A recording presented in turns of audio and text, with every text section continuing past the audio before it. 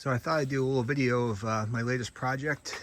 It's an electric beach cart that I used. Actually found the video from a guy. I'll put a link in the description.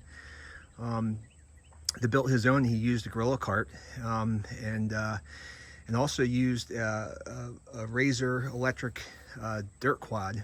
And yeah, it was pretty straightforward. And I'll just go through the specifics, but I again used the gorilla cart. The only thing I used in the cart was just this handle set up here, and then the top cage, and then the rest is just the electric dirt quad.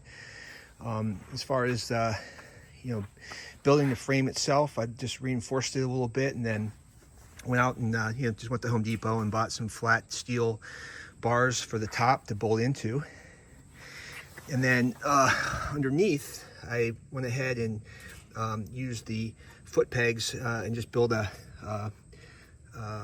support here going to the top of the bar.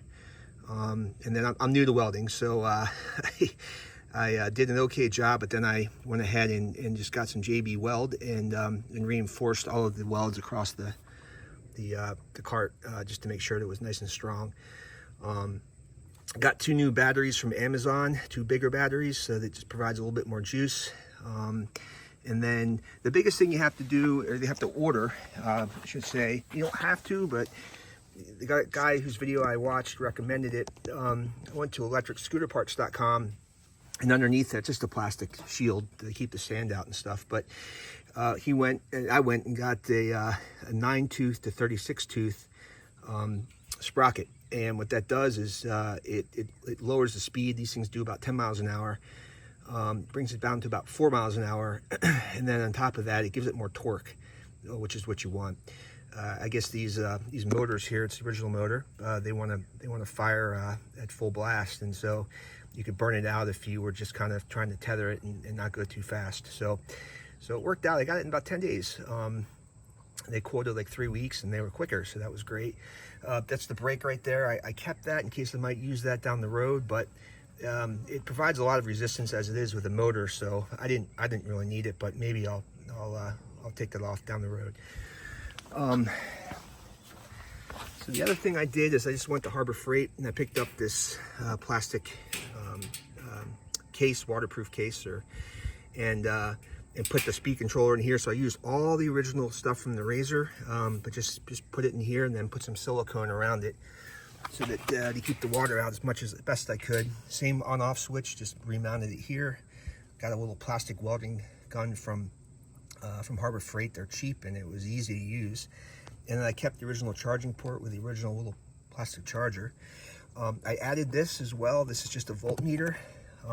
So let me turn it on here, and should tell you let's see, make sure that's on.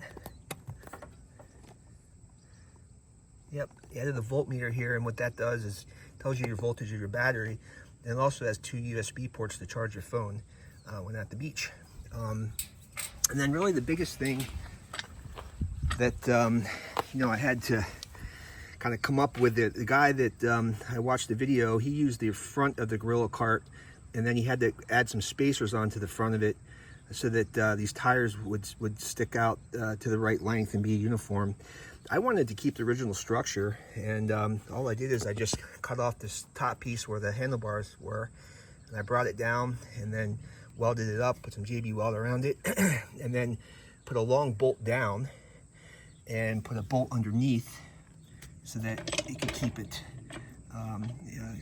so it would still spin and not come out, not dig into this bar here. And then just went to Home Depot and got one of these round bars, and to reinforce it, so when you're pushing this down, there's some weight on this, it's not bending this bracket down here. So I used the original bracket from the Razor as well, and then just got this bracket and bent it up. So it was pretty straightforward. But yeah, it was a fun build. And then the other thing I did is went and just got a long bolt here. This is the original handle from the gorilla cart, and just bolted that through. And then so that this thumb controller that I got on Amazon, you could bolt this down and it would clamp on, and I just rounded out the bolt. I welded it, and then this clamps on quite nicely, and as you can see, it works pretty well. So yeah, let me just take it for a spin to show you. It'll hold a lot of weight. I guess probably a few hundred pounds, but yeah, but it's a fun build, and hope you guys enjoyed, and hopefully maybe build one yourself. Thanks.